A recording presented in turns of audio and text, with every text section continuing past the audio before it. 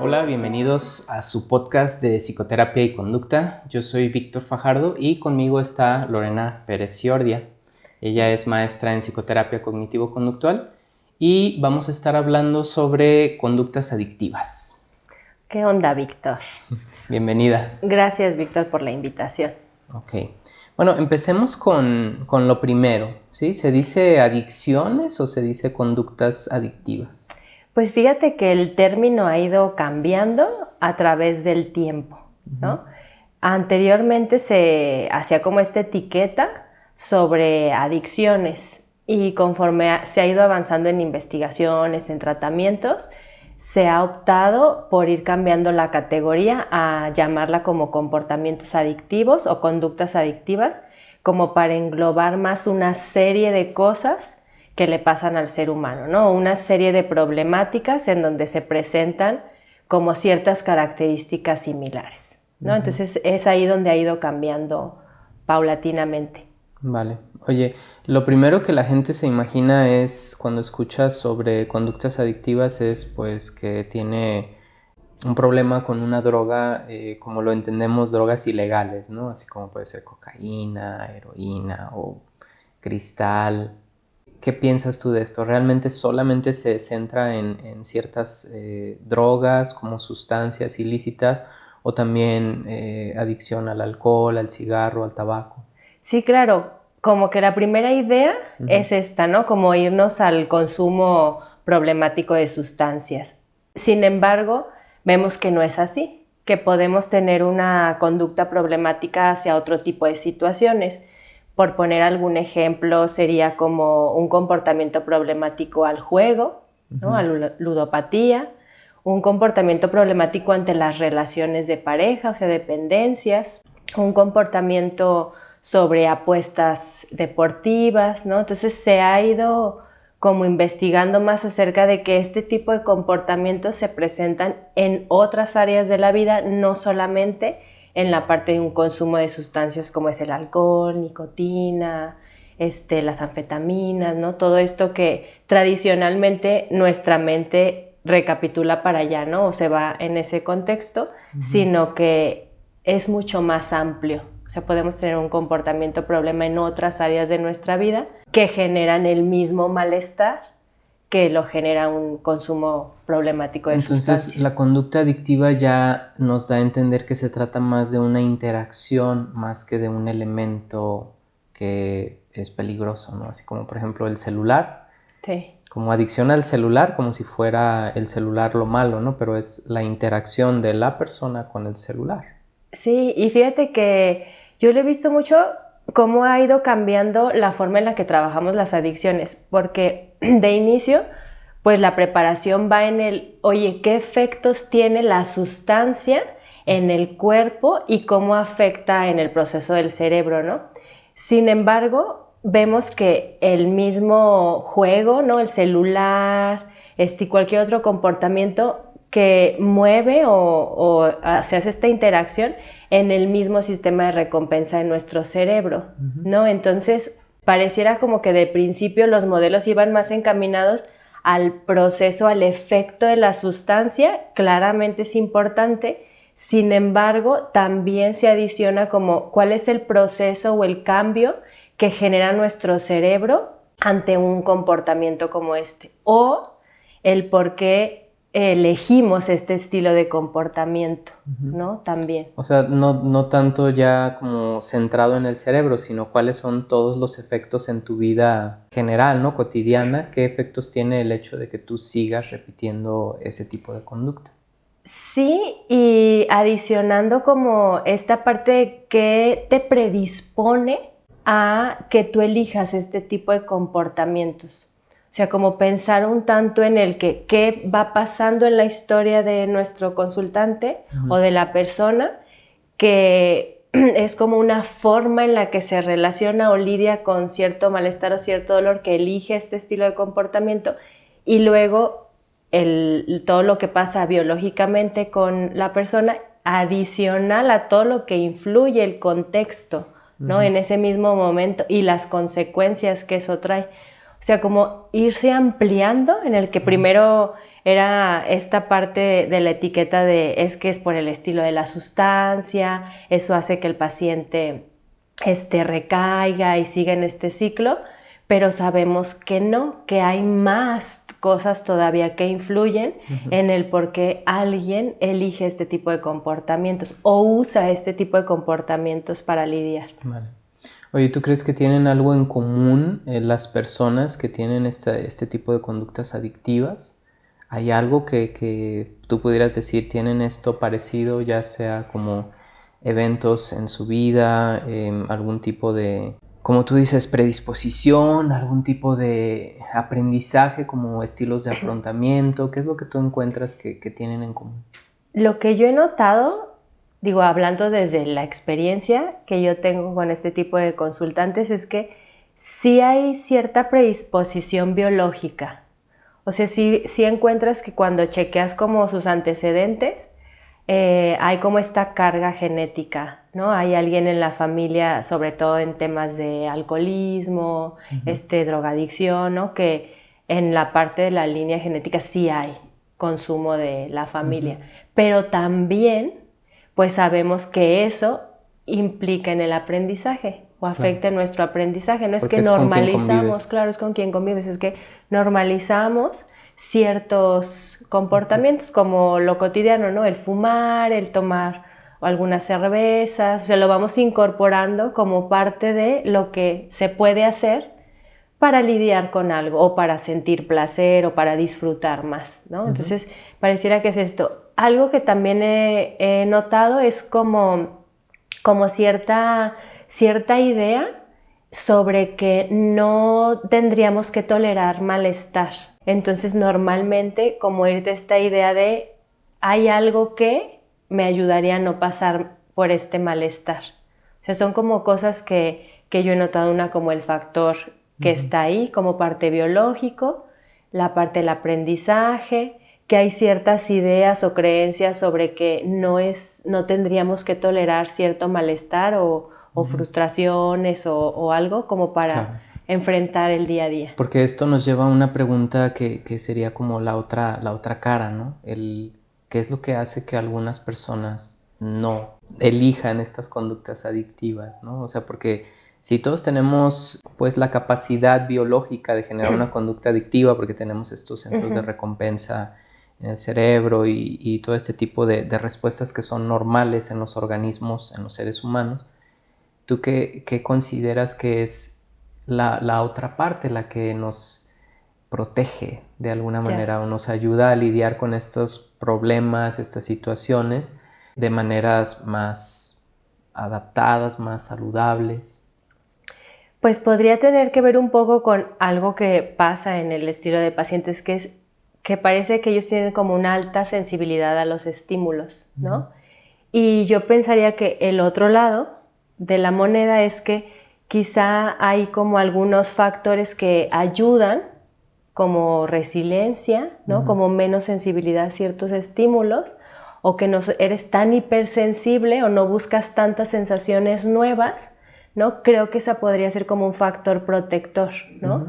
Alguien que no, quizá no curiosea tanto o no se arriesga tanto. Creo que esos pueden ser como algunos factores que protegen a personas de no experimentar este cierto tipo de conductas, ¿no? Vale. Porque tienes toda la razón, ¿no?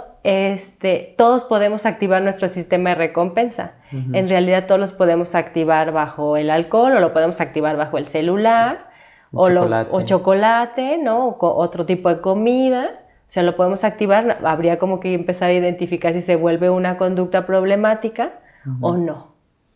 Ok.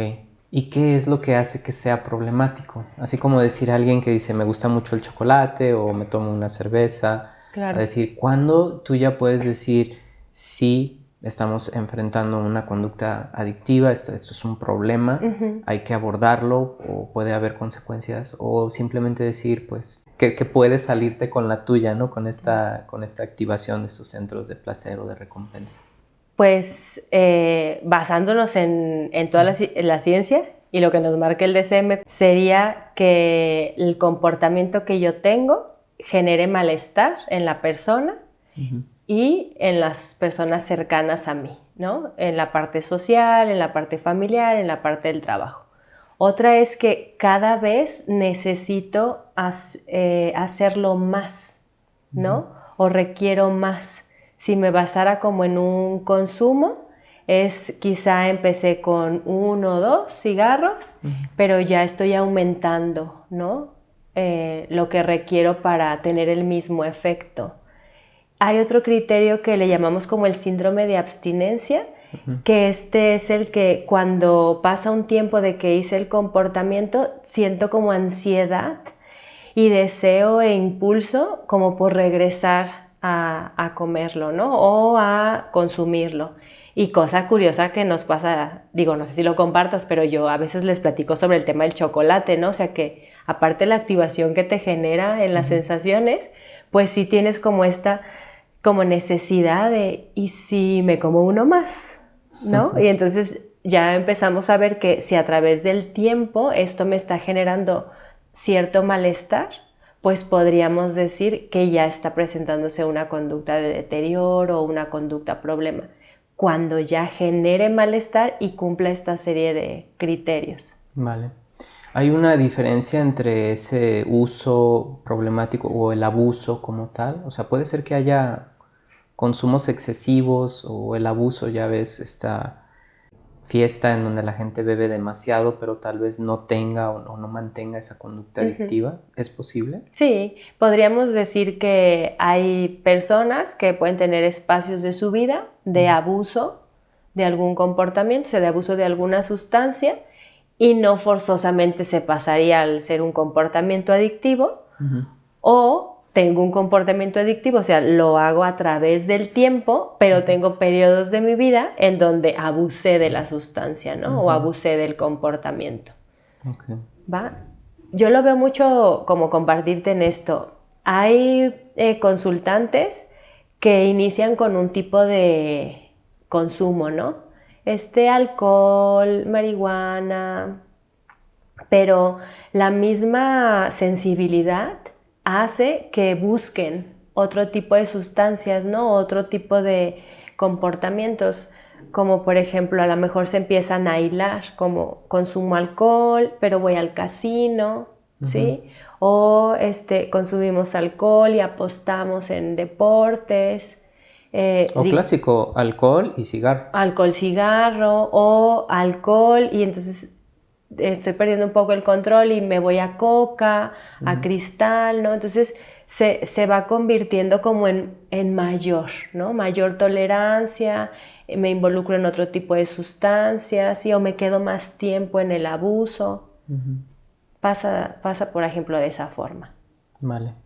Oye, ¿y cuáles son las conductas adictivas que tú ves que son obviamente más dramáticas en sus efectos con las personas que te consultan? O sea, ¿cuáles son las que tú pudieras decir? A mí estas conductas adictivas pues no se ven, no se notan y no generan tanto como que sean disruptivos pues en su casa, en su trabajo, en su comunidad. ¿Y cuáles son los que tú ves que son obviamente más dramáticos? Fíjate que de gravedad como de impacto físico, podría decirte que los consumos de sustancias, ¿no? Y yéndome como a nombres, pues el consumo de coca, de cristal o de anfetaminas, ¿no?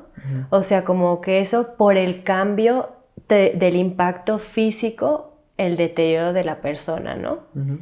Sin embargo, por ejemplo, en desgaste económico, ¿no? Y de deterioro de la familia, te podría decir que la ludopatía, ¿no? Porque es un problema bien complejo en el que la familia también sale involucrada, ¿no? Adicional a lo que tú ves como de impacto físico, ¿no? O sea, a lo mejor el impacto físico no es como una persona que consume cristal, sin embargo, en el deterioro del contexto, parece que las consecuencias se agudizan demasiado, por ejemplo, en temas económicos de la ludopatía, ¿no? Deudas de 2-3 millones de pesos. Perder la casa. O sea, temas como muy, muy complejos de mucho deterioro, ¿no? A diferencia de los que diríamos que no tienen como un caos, como puede ser alguien con adicción al trabajo, ¿no? O sea, que es alguien que pues se ha aceptado de cierta forma y lo vemos como a favor en algunos casos, el que pasa mucho tiempo en el trabajo y se compromete un montón, ¿no? O sea, como que eso no lo etiquetamos, por ponerle así, sobre el deterioro, aunque también genera un montón de consecuencias. Sí, el burnout. Ajá.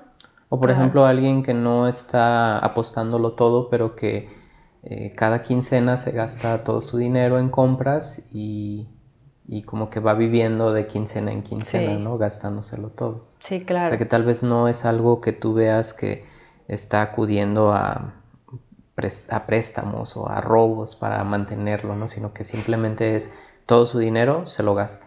Sí, sí, sí. Pero es como el primer paso, ¿no? Como primero te gastas todo y como decimos, cuando algo se convierte en un problema, pues sube, ¿no? Y aumenta. Y entonces a lo mejor ahora sí pido más préstamos o dejo de pagar la tarjeta de crédito o le pido a la esposa, ¿no? O le pido al papá o vendo el coche, ¿no? Entonces como que va aumentando en consecuencia. Ok. Oye, ¿y cuáles son los tratamientos que nos pueden ayudar con este tipo de conductas? ¿Hay algunos nombres, así como marcas de terapias que nos ayudan? ¿O qué es lo que se sabe ahora, pues, qué es lo más efectivo? ¿Será que depende de cada problema? ¿Cómo lo ves tú? Sí, yo creo que hay un montón de tratamientos para el tema de las adicciones, ¿no? O sea, es un montón, es porque como es un problema muy grave de salud pública, pues ha existido como mucha inquietud por ver qué es el mejor tratamiento y hacerle desde una trinchera, desde otra, ¿no? Hay desde los tratamientos farmacológicos completamente, ¿no? Hay clínicas de tratamiento, hay estos famosísimos anexos y todo lo que conocemos que a lo mejor no es... Programas de pasos o programas de días, cosas así. Claro, claro. Programas hasta religiosos, ¿no? O sea, hay muchísima variedad de tratamientos. Desde lo que yo te puedo platicar es desde el modelo, ¿no? Desde el modelo. Cuando yo inicié a trabajar con el tema de las adicciones, trabajamos bajo el modelo de la TCC, de la terapia cognitivo-conductual, con el adicional de entrevista motivacional, ¿sí? Que esto es porque muchos de los modelos de tratamiento en otras versiones que te platicaba son más como del tema de esto es lo que se debe de hacer, ¿no? Como más sermón, más, oye, estas son las cosas que se tienen que hacer para salir, ¿no? Tomas este medicamento, es esta serie de actividades, chalala, ¿no? Y veíamos o se veía que esos tratamientos no eran efectivos a través del tiempo, ¿no? Porque la persona recaía. Y es un fenómeno que pasa comúnmente en el proceso de los comportamientos adictivos.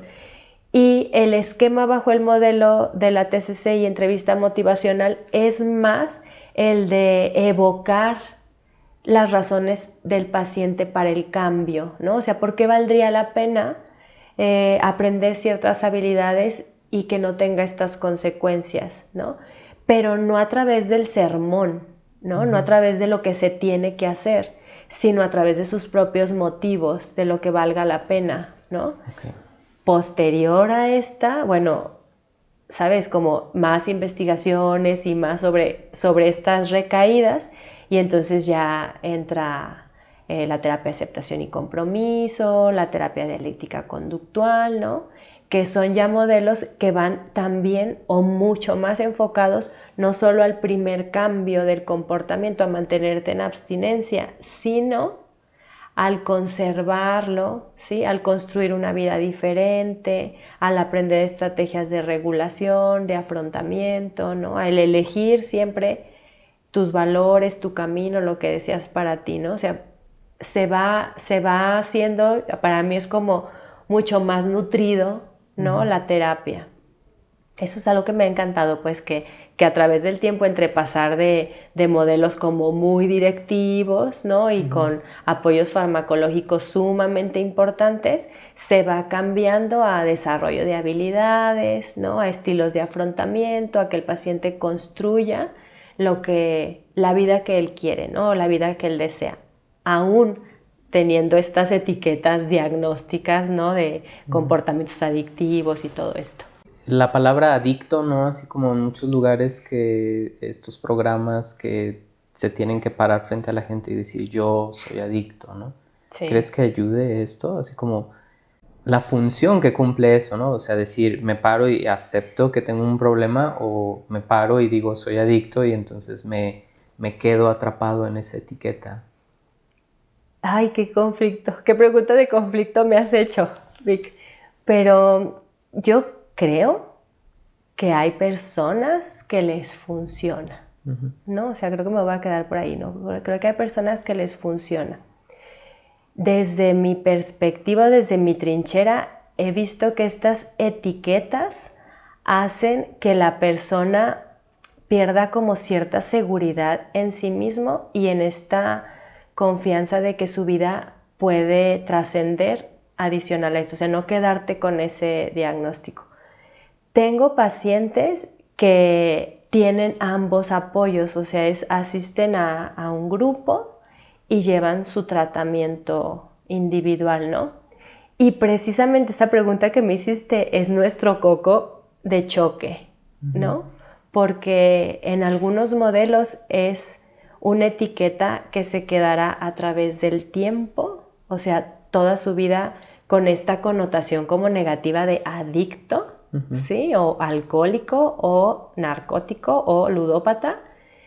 Y en el modelo tratamos de no quedarnos en esas etiquetas, ¿no? Entonces como que sí entra un poquito de conflicto y lo lidiamos así, pero creo que puede haber personas que les funciona y cambian su vida, y también puede haber consultantes que les funciona es que tal vez es un estímulo discriminativo que se presenta, ¿no? O sea, el decir, tú corres riesgo, o sea, siempre va a haber un riesgo para ti, por ende tienes que cuidarte más, y puede ser una motivación para mantenerte y cuidarte, el decirte esa frase. Entonces, más que una etiqueta, es un recordatorio de que te cuidas, de que es importante cuidarte porque hay un riesgo latente. A diferencia de decir, pues soy adicto y siempre voy a hacerlo, entonces pues mi vida es recaer, ¿no? Constantemente. Y sí, yo creo que tiene que ver la connotación que le dé el consultante, porque hay consultantes que pueden llegar a sentir que esa etiqueta de adicto los deja menos, ¿sí? Y como que tienen mucha deuda con la familia, ¿no? Sin embargo, si lo vemos a través de esta otra connotación o de esta otra idea de, oye, yo tengo esta predisposición a esos aprendizajes, o sea, ya sé que esto es mi foco rojo, ¿no? Pero que eso no deteriore la imagen que tienes de ti, ¿no? Y el cómo te relacionas con otros, porque a veces esa etiqueta sí se da una connotación del cómo me relaciono con otros, y entonces pues siempre voy a ser un adicto, o sea, como si siempre fuera menos, entonces tengo que agachar la cabeza y entonces no me tengo que meter en estos escenarios y entonces no le debo de contestar a mi familia, o sea, una serie de cosas que eso ya es como más en la connotación que el paciente pudo haber tomado a el decir, estos son mis focos rojos, por parte de mi aprendizaje, mi cerebro se va a detonar, y saber que va a estar ahí, ¿no? Como cuidarte, anticiparte. Sí, yo creo que eso es una de las partes más, pues de lo que más me agrada de la modificación de la conducta. Sí, el estilo tradicional es, pues, la persona no es, la persona presenta, la persona presenta ciertas conductas, la persona aprende y presenta esas conductas, y por ende nos tenemos que enfocar en la modificación de esas conductas. Y para modificar conductas, pues se hacen un montón de cosas, la entrevista motivacional, ACT, DBT, cualquier otra cosa que le pueda ayudar, e incluso pues estos modelos contextuales me parece que son muy valiosos porque obviamente ya no dejan todo el peso sobre o la persona o incluso el proceso de terapia, sino que el contexto es el contexto de la persona, el contexto de la terapia y el contexto ambiental, social, cultural, ¿no? Entonces ahí es donde yo creo que vienen grandes retos porque es difícil para nosotros en nuestra, pues, nuestra acción limitada de lo que realmente estamos haciendo en terapia, cambiar tantas cosas afuera que mantienen las conductas adictivas. Claro. Ahí es donde está, yo creo, el reto, ¿no? Así como los memes que dicen tú haces todo y luego ya salen y la familia ya sé. Tira todo, ¿no? Claro, y eso es lo que te decía hace ratito, como lo nutrido de estos nuevos modelos de tratamiento, ¿no? Que también hacen que la familia tenga un tratamiento, ¿no? O sea, sepa qué hacer, sepa cómo a veces detonan, ¿no? Esos cambios en el ambiente detonan que el paciente regrese a ese comportamiento adictivo.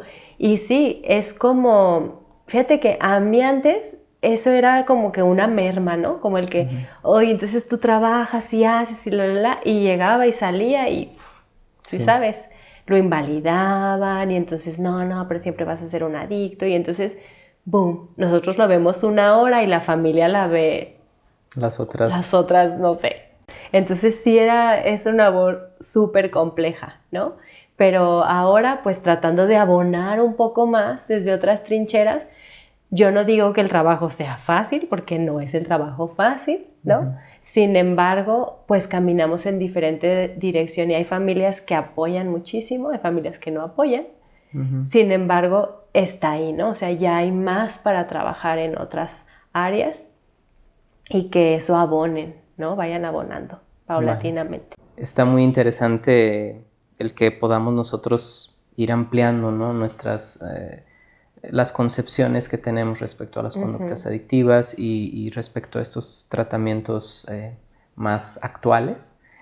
Muchas gracias por estar con nosotros. Ay, no, gracias a ti y a Arca por la invitación. Muy bien, nos vemos, arcanos. Hasta luego. Bye.